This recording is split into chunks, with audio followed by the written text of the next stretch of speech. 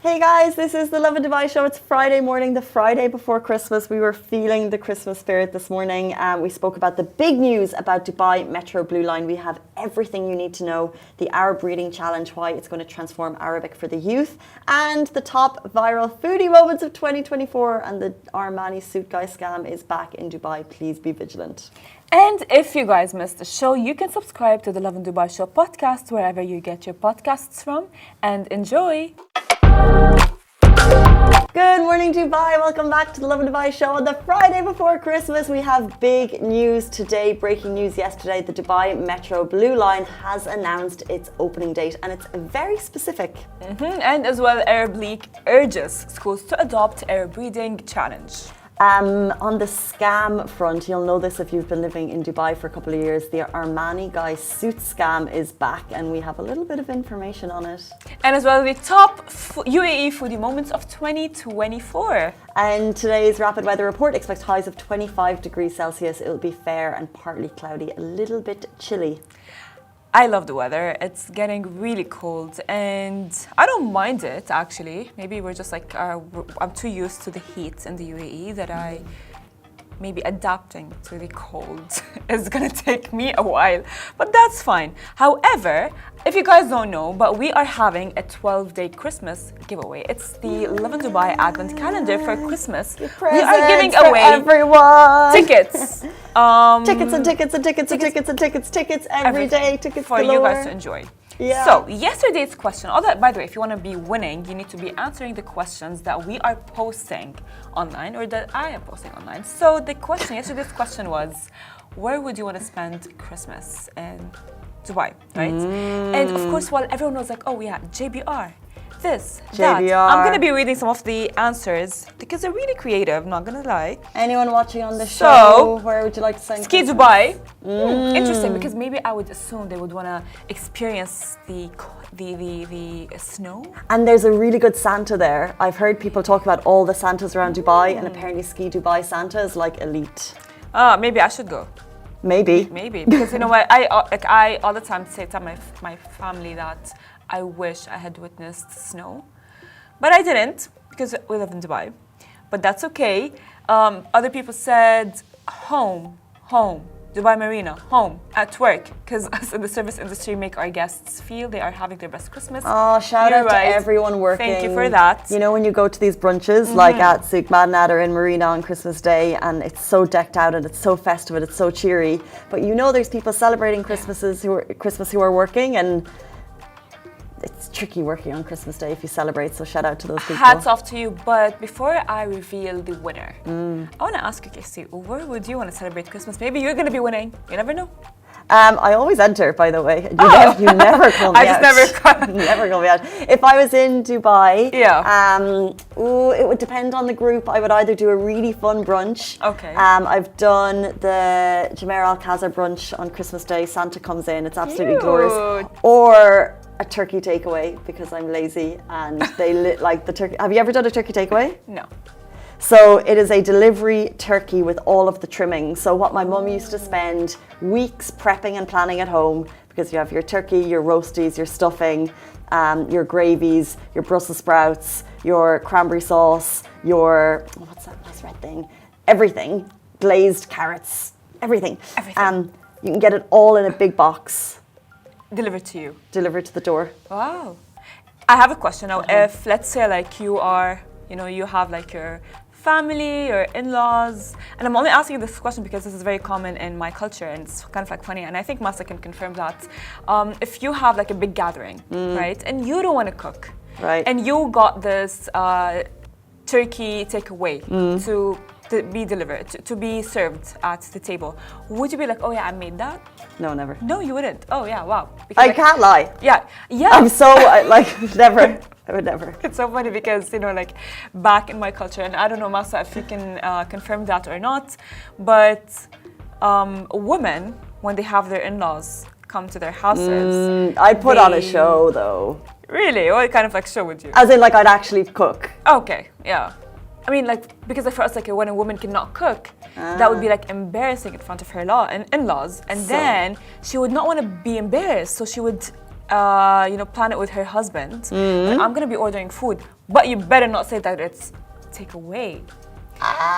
Funny thing. My aunt once she did that, and my dad caught her because he saw the takeaway food bags down. But that's okay. God, that was like very funny. That's actually the funniest thing. That's amazing. Your poor aunt. Yeah, I'm sorry. I had to call you out. And now everyone knows. Now everyone knows. I'm sorry. I had to call you out. However, the winner for today is Muhammad Al-Shabban, because his response, just to let you guys see it for yourself, he said, where will my wife be? Yeah. That is so sweet, because we often forget that sometimes it's not about where you are, it's not about the place, but who you are with. So true. For sure, because So true. imagine you're with someone that's lame and that's boring. What are you gonna talk about? Yeah. Oh yeah, the sky is beautiful. No, it's so true.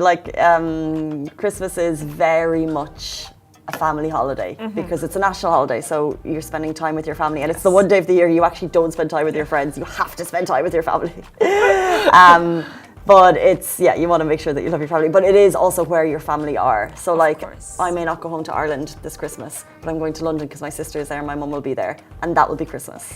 That would be the cutest thing ever, because as you said, that is Christmas, right? Because your mom is there, your sister is there, your family is there. And by the way, the same thing for everyone, for every occasion. It's not about where you are, it's about who you are with. So true. Right? Because you're making memories. Congratulations to... And what is he winning? Muhammad, and he is going to be winning 2 tickets to Atif Aslam's concert, which is, by the way, everyone is waiting for it. We are going to be sending you the tickets. So if you are watching, stay tuned, because I will be texting you after the show. Okay, so let's jump in to our top story of the morning. Big breaking news yesterday. We're so excited to be able to announce this to you live today. Well, Dubai Metro Blue Line opening date is announced. The highly anticipated Dubai Metro Blue Line is set to begin operation on September 9, 2029, marking a significant milestone for the city's transportation network. Now, RTA has officially announced the start date for the new Dubai Metro Blue Line, and it promises to transform how we travel across the city, launching exactly 20 years after the original Dubai Metro opened its doors on the historic date, as we all know, 9/9/2009 at precisely 9:09 p.m. What about the number 9? On the nose, precision. Let's look forward to that date countdown. So the Blue Line itself will span an impressive 30 kilometers, connecting key areas of the city from the heart of downtown to Dubai International Airport. Once complete, the Blue Line will feature 14 stations and a fleet of 28 trains with a combined capacity of 46,000 passengers per hour in both directions. By 2030, the line is expected to serve 200,000 riders daily. Well, the number is expected to grow to 320,000 by 2040, as the Blue Line is expected to reduce traffic by 20% along its routes. Commuters in areas like Mardif, Al Warqa, international cities, Dubai Silicon Oasis, and as well Dubai Festival City will be benefiting from quicker travel times, ranging from just 10 minutes to 25 minutes. Which I would say that this is music to my ears. It's so amazing because these are traditionally they're budget-friendly areas to live, and getting metro services out there is going to make 320,000 people's lives a lot easier. For sure, because we know that when you want to get to Dubai Festival City, there isn't a metro station there, right? You need to get somewhere close, take a cab, get there, which can be kind of daunting in a way. It's not really that convenient. It's not convenient, no. It's not at all. I have been there, where I would want to be going to Dubai Festival City if I don't have a ride, and if I don't drive there, it would be kind of annoying. Yeah, and I think that there's a lot of new stops there that's just going to make it convenient for people.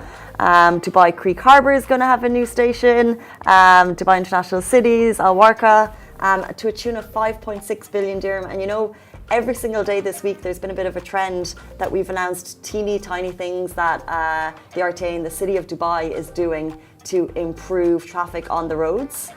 We've had reduction of trucks on roads this week. Yeah, reduction of trucks, and as well a lot of things. A lot of things that the RTA are actually implementing because they want to have Dubai to be a 20-minute city. Right, and if you like reading that you know, like they commute from one place to another is going to take 10 to 25 minutes, is really, I would say, convenient for everyone, right? Whoever goes like, oh yeah, you know, I'd rather have a car because of the because it takes me longer through the metro or through the cab. Well, now there are everywhere, because like as well in Warqa and in Mirdif, I remember when I was like younger, my friends lived in Mirdif. I wouldn't be able to get to their location because there is no way I would be able to go there other than taxi or if someone can drop me. And in 2029, you shall be able to. Your wish has been granted. Yes. It's going to cost the city 5.6 billion dirham. 3 contracts have been awarded. I think 2 Chinese companies and 1 Turkish company to facilitate this. They will be on the clock. If you think you have deadlines in your office, let's take a moment for the people who've just been given the most specific deadline ever for public transportation. 2029, you best believe it will be ready. The Blue Line, which very nicely, and we have this map up here, will connect the red and the green, making transportation around the city a lot easier for about 300,000 people plus. Amazing news yesterday from Dubai. More to come on that story. Let's jump into our next one. Well, Arab League urges schools to adopt Arab reading challenge. The Arab League is urging education ministries across the Arab world to include the Arab reading challenge in their school curricula. Now, the initiative, launched by the Mohammed bin Rashid Al Maktoum Global Initiatives Foundation, aims to foster a deeper connection to the Arab language and promote the region's cultural heritage among young people. This call was made by Ambassadress Haifa Abu Ghazela, Assistant Secretary General and Head of the Social Affairs Department at the Arab League, during the recent World Arabic Language Day celebrations. Now, Abu Ghazala called on Arab nations to invest more in initiatives that promote Arabic literacy, stressing that such projects are vital for safeguarding cultural identity in the face of global challenges. She also emphasized the need for more research and innovation in the Arab language education. She said the Arab Reading Challenge provides students with a unique opportunity to engage deeply with the Arabic language. It's more than just reading, it's about nurturing a sense of cultural pride and connection to our shared history and traditions. Of course, Abu Ghazala's comments come at a time when the Arab Reading Challenge has already made a significant impact, with millions of students participating in the initiative across the Arab world, which, by the way, I want to say that this makes me really happy, because not only because like in a globalized country like the UAE, right? Everyone is coming from different backgrounds and different nationalities, and so the only language that people speak is English. It's like one unified language, and I see that around like my sister, my cousins, the younger generation. They are not really aware of the Arabic language. Really? Yes. Are they learning it in school? They are, but they're just like, because they don't read Arabic as much, they are not very familiar with Arabic, you know, like to them it's like their first language is English. And my sister as well, like when she was like younger, she till this day she is like the worst at Arabic. She's horrible at Arabic. She is spoken as well. Yes, spoken, written, and as well like reading. You know, she does not know how to read properly. She does not know how to write properly. Yeah, I've heard that a lot. That it's everyone can speak it, but the writing is more difficult. Yes, I'm gonna tell you a funny story. Sorry, Marah, for calling you out, but you know, like when she was like younger, and they would give you like images in a test, and you would need to write what the image is. So in Arabic, sorry, a camel is called Jamal. Jamal. Yes, and she like we taught her that, like, you know, like this is called Jamal before her exam. And she went to the exam, and instead of writing Jamal, she wrote camel in Arabic. And I remember the teacher called in Arabic. Oh, not bad. She wrote camel. Not bad. I mean, how more can... no, I think that is kind of like bad, because like the teacher called my mom that day and she was like, your daughter does not really know that much. And ever since, like till this day, she is not really that well with speaking Arabic. you know what? Mara, you're amazing. Let's not tell people what they're not, you know? Like if you say, Mara, from a young age you're bad at Arabic, then maybe they will become that because people keep telling them. No, you can do it. You can get those Jamals right, Mara. Do not let Farah shade you on the show. I won't let it happen. Well, Marah, you have Casey on your side, but because then like it's not only me, it's even when like she's like speaking not in like the formal Arabic language, she's like kind of like a mess. But the formal Arabic language, whatever. So there's Fusha is the formal, and then what's the slang? There's like like the native Arabic language, like Syrian. Everyone has their own native Everyone spelling has in the country, their own, right? exactly. And it's difficult to understand. Exactly. You know what though? I am back to what the country is doing to preserve Arabic. I grew up in Ireland. Irish is the national language of the country. But for maybe 100 plus years, we've been speaking English because we were colonized by the UK. However, there is pockets of the country where Irish is spoken, and the government pushes in these pockets to keep the Irish language alive. But because it's not in schools as much, it tends to be forgotten a little bit. And yes, we have to study it until we're 18, but that's it. You don't have to continue it after that at all. So people kind of forget about it. And I love the Irish language. I went to an all-Irish language school until I was 13.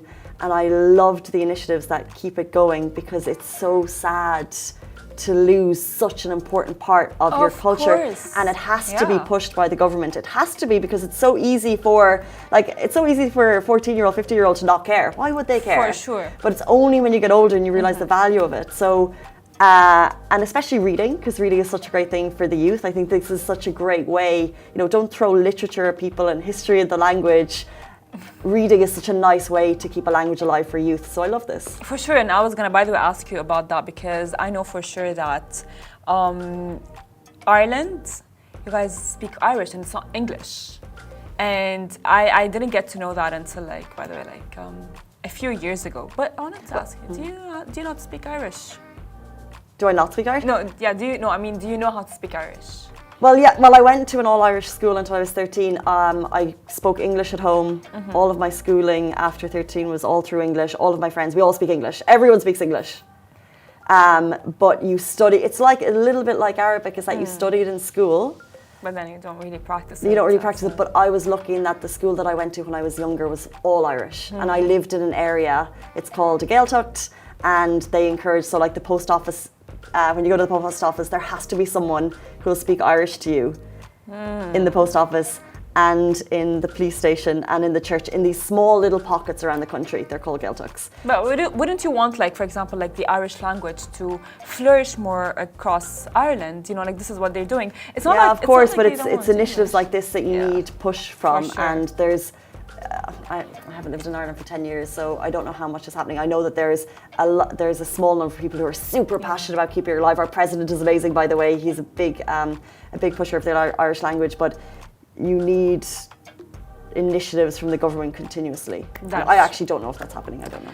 Well, again, it's very hard, and I wanted to tell you, why don't you tell us something in Irish? I want to hear something in Irish. I want to hear something in Irish right now. Let's see, because it's literally been so long.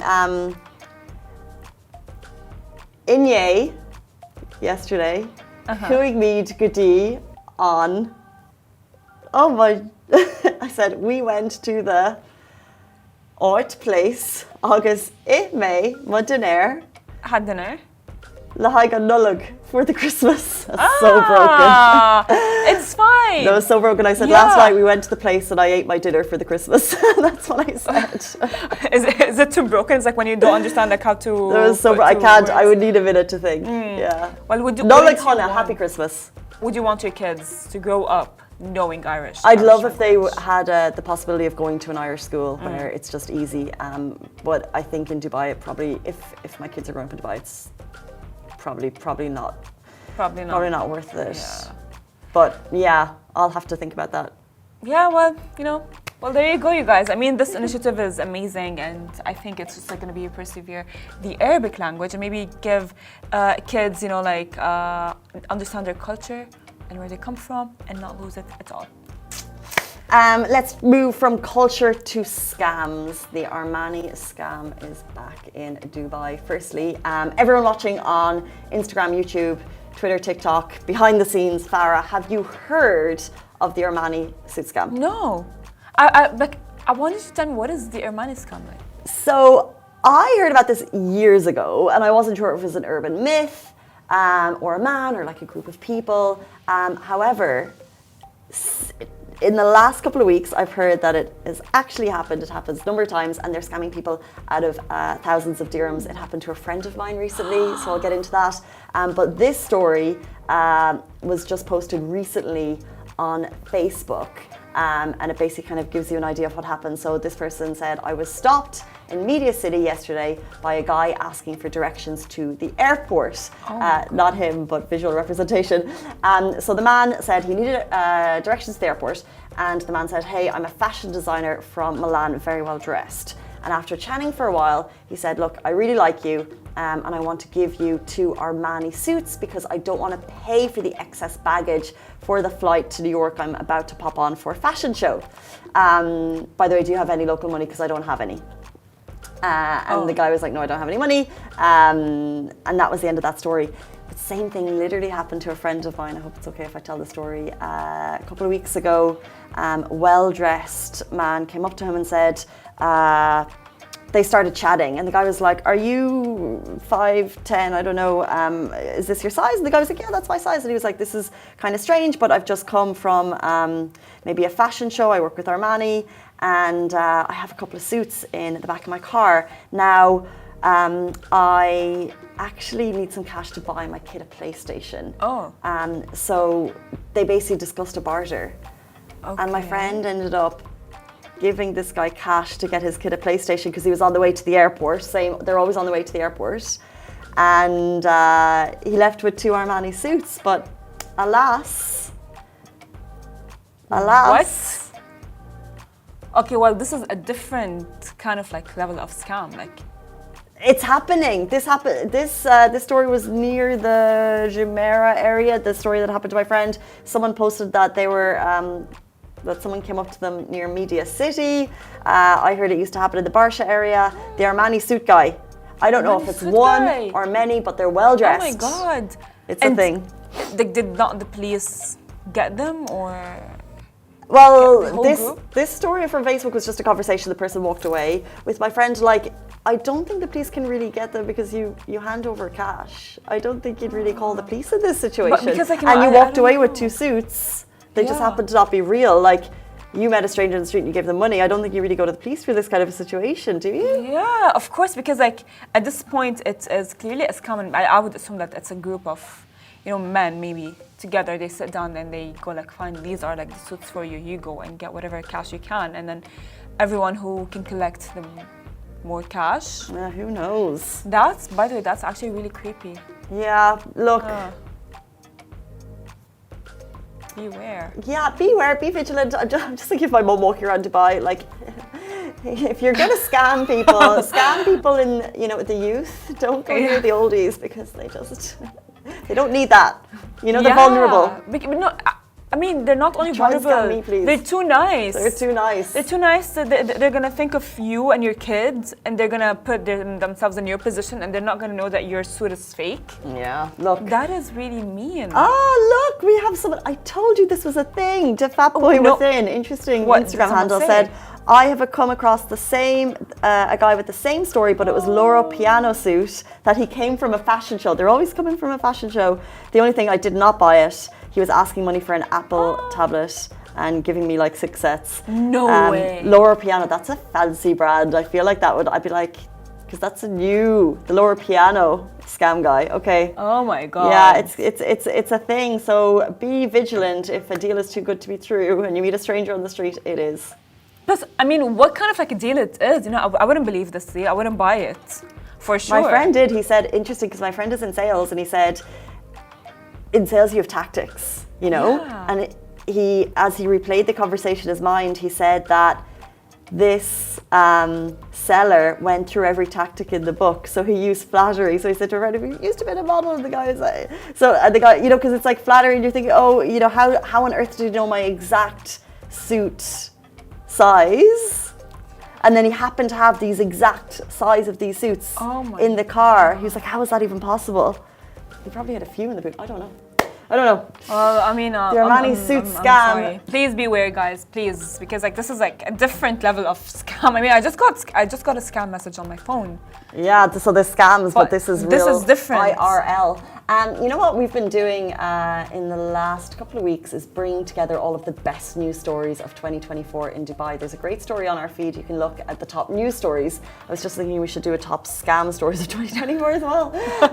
But today we're going to talk to you about the top foodie stories of 2024. This is the moment you've been waiting for, foodies. We've got the top UAE Foodie Moments, from mouth-watering street food to those next-level fine dining experiences. We're diving into the most delicious and unforgettable bites across the Emirates for the year. Now, we've got about 10. Number one is as obvious as a shawarma wrap at 3 a.m. You know what's happening.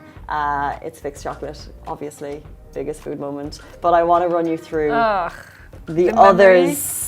Lane. The others. Okay, so I actually know them by heart. I mean, I don't know. I don't know if you guys would agree with me on what you, depending on your preferences, but fixed chocolate, I loved the bakery, I loved as well the mango, the peach mango ice cream. That looks like an egg. Did you have that? Yeah, it's really good. I had that at Al Sarkan and I was like... But so these were the ones that like went super viral. So you know that massive croissant, like around the world. I think it started at Boho X and then everyone started doing it. So it made jumbo food a thing. So like that jumbo croissant, the jumbo coffee, that went viral, and then people started doing like jumbo Aperol spritzes. So that was a moment for 2024. Noon, by the way, changing the game for ice cream. They made tomato ketchup ice cream. They made chips man ice cream. That was a food moment for 2024 for sure. Did you try it? No. Okay, good. Same. I'm just like wondering, like, you know, whoever tried it, I'm sorry, but what were you thinking? Why? Why would you have like ketchup ice cream? Just to give it a go. I don't know. But the interesting about it thing was it was done really, really well. They had a pop-up in Dubai Mall, and I remember seeing the stories, and it looked like the thing that it was meant to be. Anyway. I don't know. You know, as well, what I really, really, really liked is I just saw it. It's on this one. Okay, I lost it. Brookie cookie? Yes, the cookies. They're all over my TikTok. I love cookies. I'll take any cookie that someone wants to send my way. What is happening? It's like, you know, I open TikTok and it's like, hi guys, so I have this box of cookies. Let's try them out together. And then I would see them like with a cup of milk and the cookie, and they're like dipping the cookie in the milk and eating it, and I'm just like... We also had some kind of controversial food moments. The founder of Big T Barbecue, I loved this story so much. So he took umbrage to the food industry and the awards industry, pretty much shading, you'll see a lot of these restaurants getting like top 10 or something, or like the best X of the year, but the best X of the year, and there's so many awards, and he was basically saying you're paying for this award. So he smashed one of the award nominations or something on the floor. He called Lovin Dubai out in a video as well. Yeah, it was a great moment for viral Dubai internet. But an awards that is highly acclaimed, of course. So separate to that story is Michelin, and homegrown Tresson Studio got 2 Michelin stars this year, putting it up there with the best restaurants in the world by Chef Himan Shui. Born and bred here, a great food story for the city. 2 Michelin stars, like epic. Forget about salty food as well. I want to get to, like ورق عنب. Like the ورق عنب, the Syrian, Palestinian, Iraqi dish. There is a ورق عنب taco in Global Village. It's so good. I want to try that. You have to. If you don't try that, you miss out on something. I really want to try it. It's so good. It's so yummy. And as well, of course, like my favorite one was the fixed chocolate, the kanafa pistachio chocolate. But I love the dark one more than the milk one. Me too. The dark was better because like it's kind of like less balances sweet. it out. Perfect. Yeah. Absolutely perfect. Congratulations, Sarah Hamouda, the founder of Fixed Chocolate. Grew to viral internet success in 2024. 2024 was its year. Unlike anything we've seen before, when was the last time that a snack was copied, a snack, a treat, a delicious bite, was copied worldwide? I don't Lindt, remember. Patchy, little like Massachusetts, Arizona, San Francisco, copying, and none quite, like Noon, every single person was copying it, but none quite replicating.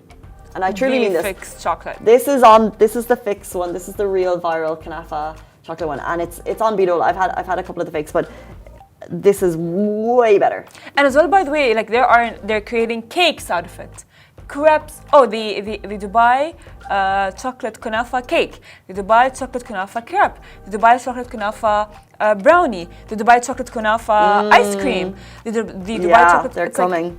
It's everywhere, you know. But this is the OG. And also one thing, you guys, can you just like take a moment, and I'm counting streaks in my head about the amount of times that Casey is mentioning food on the show. And this is streak 3. What's going to happen after strike 4? Nothing, because like, you know, it's like, I'm just like, it's like in my head, I'm like, oh my God, yeah, we always talk about food. Do we? Yeah, we really do, Casey. We really do. We really do. Well, how could we not bring together the top foodie moments of the year? If you'd like to see the rundown, it's on the Lovin Dubai Instagram feed. Guys, it's 9 o'clock on Friday morning, the last Friday before Christmas. I'm going on my leave. If we were a little bit tired today, it's because we had our Christmas party last night in Carna. So everyone is like crawling into work today. It's like, I'm dying. An extra hour in bed would have been absolutely more delicious than last night's meal. We had a roast dinner in Carna in the SLS on the 74th floor, and they did it absolutely fabulously. It was a perfect roast dinner. Did you see the view? The view was itself like giving. It's like, I mean, I knew it was at the 74th floor, but when I saw the view, I was like, what? Yeah. It was very cute, like cute moment between all of us, giving each other gifts, knowing who their Secret Santa is. I've been asking Casey for the past week, who is your Secret Santa? She wouldn't tell me. Because that's the rule. You don't share Secret Santa. There's 2 people in this world. Everyone in our office told everyone. It's not the rules. Okay, end of the show. Thank you so much for tuning in to Fat Boy. I see your so apt, because you're giving us foodie suggestions. Love that, and we certainly shall try it for sure. The Kanafa from Batil dates with Kanafa. Oh my! What? This is different. This is different than next level. Oh, exactly. We certainly shall go and try it because it's the weekend. Have a beautiful day, and Farah will see you back here with Masa on Monday morning. Thank you, Farah. Thank you, Casey. Bye bye.